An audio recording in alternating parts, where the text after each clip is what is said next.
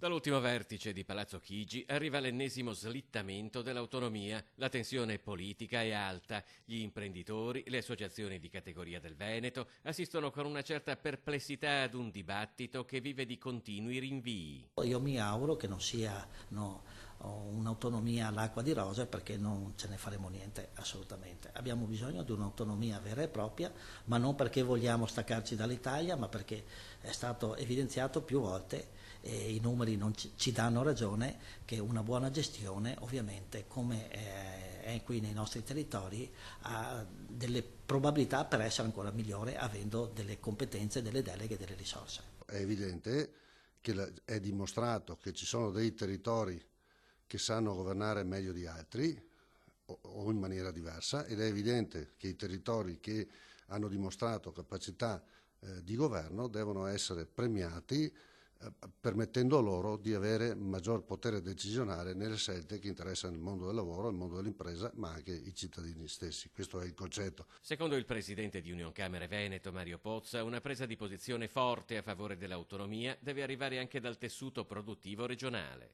Il mondo dell'economia, il mondo degli operatori deve sostenere, direi a 360 gradi, l'azione che il governatore sta portando avanti. Ci deve essere una pressione non solo della politica, ma di tutto il contesto. L'autonomia deve essere anche quella di dire: su alcune materie il Veneto ha necessità di regole da decidere nel Veneto per le esigenze del Veneto rispetto ad altre regole che può decidere un altro territorio compatibilmente con le proprie esigenze.